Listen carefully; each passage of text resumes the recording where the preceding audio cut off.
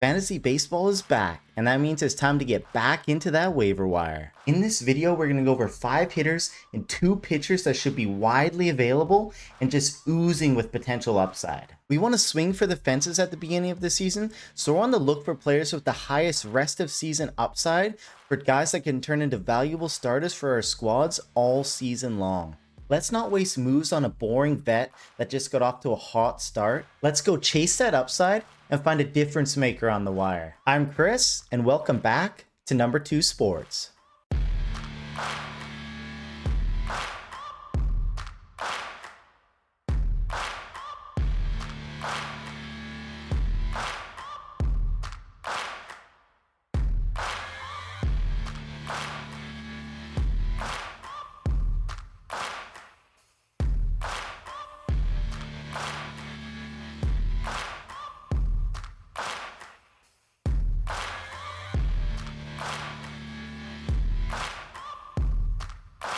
Now, the first guy we have up here is Victor Scott II, the center fielder from St. Louis. Now, Scott didn't hit it all in the majors or the minors last year, but he had a great spring training with a 1.172 OPS, which led him to winning a spot on the opening day roster this year. And if he can just get on base, we all know this dude has wheels. He swiped a ridiculous 94 bags in the minors just 2 seasons ago, and he already has 4 steals on the season already. It's all going to come down to if he can just keep making improvements on his batting profile, because he has the potential to legit win you steals each week.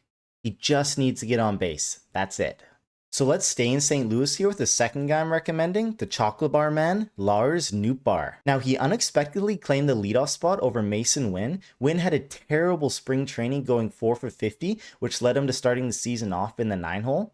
And if Lars continues to lead off, that'll do tremendous things for his fantasy value. He's always been a great hitter. His StatCast page is bleeding red. He just hits too many ground balls. So you're not seeing these doubles, triples, or home runs that would really boost his fantasy value.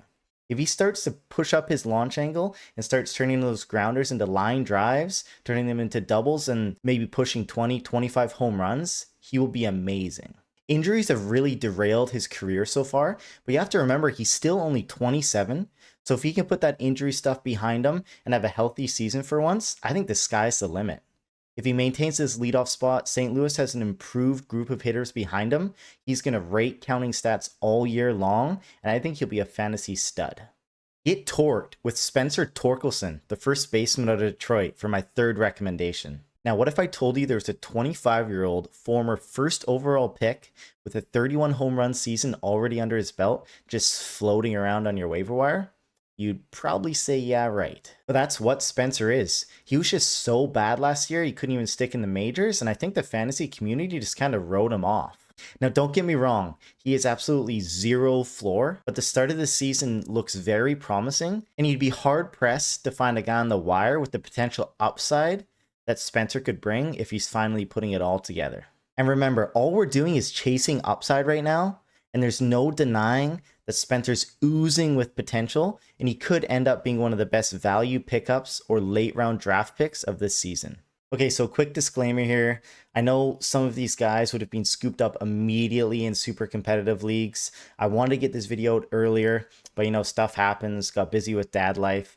So I still kept the analysis here, so you can do what you want with it. If you've already grabbed these guys, you can do a quick, roster bait or whatever floats your boat. With that being said, I did add some deep league guys that should be available in all leagues. So disregard the intro there when I said it was only 5 batters. There will be more than that. So next up, we have Tyler Soderstrom, the Whoever Athletics first baseman. Many experts were picking Tyler as a popular breakout candidate this year, and he came out at the start of the season. He is not disappointed.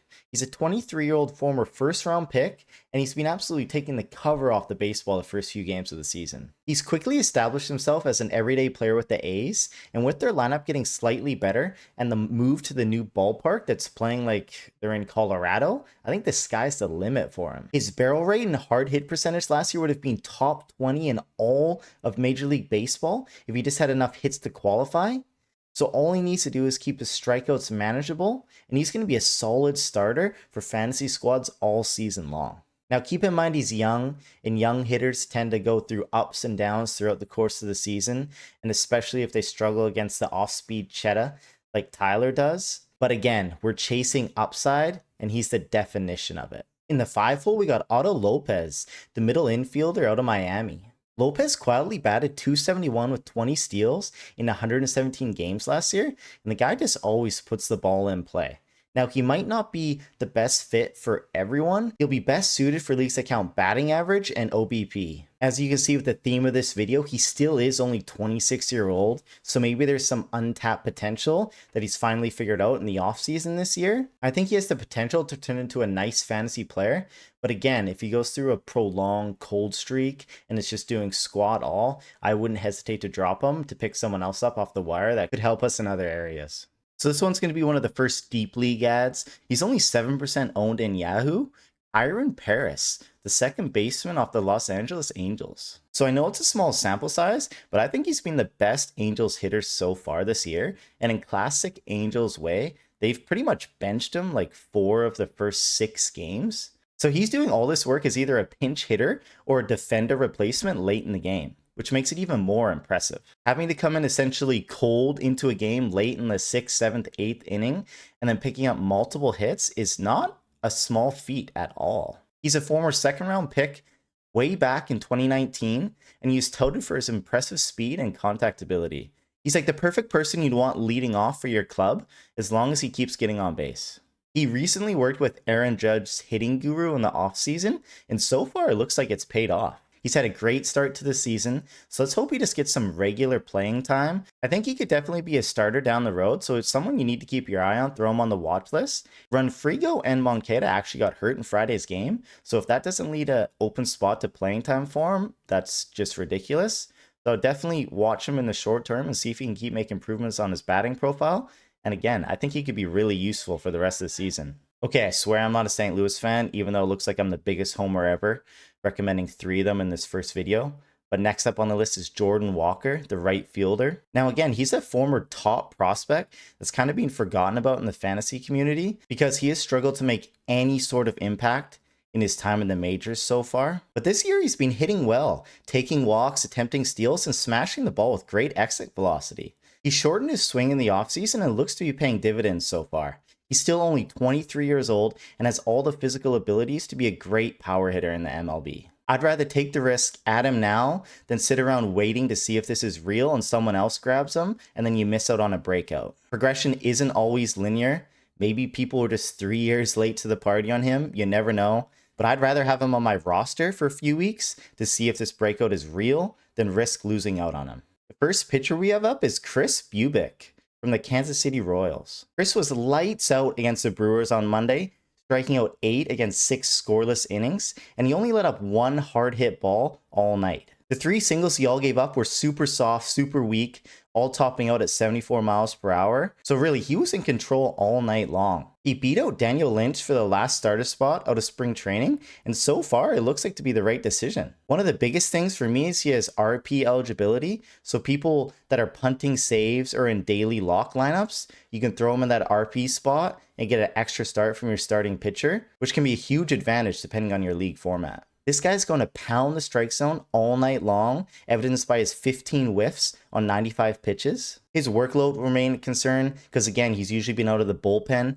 in previous years, but I think he has legit ace potential, and I would not let him sit on my wire. I would scoop him up and see how he does in his start tonight, Saturday, and if it's the same thing, I think he could be great the rest of the year. He has a decent fastball, slider, sweeper, and changeup, giving him a wide arsenal to keep hitters off balance each and every game. Let's grab him and see if it's legit. So my last guy this week is the ground ball king, Jose Soriano, starting pitcher from the Angels. Now, he had a great first outing. The second one, not so much. The hope with Jose is that he's going to limit a lot of hard contact. He's going to have an improved K rate, and his ground ball percentage is still going to remain at the top of the league, if not the top. He has a fastball that touches triple digits. And again, his ground ball rate last year was over 60%. Pitchers that can keep the ball on the ground and inside the park are very useful for fantasy. The Cleveland start might look bad on paper, but he had 17 whiffs and a career-high 9 punch-outs. He only let up 5 hits, but unfortunately 2 homers, one by Jose and one by Rocchio,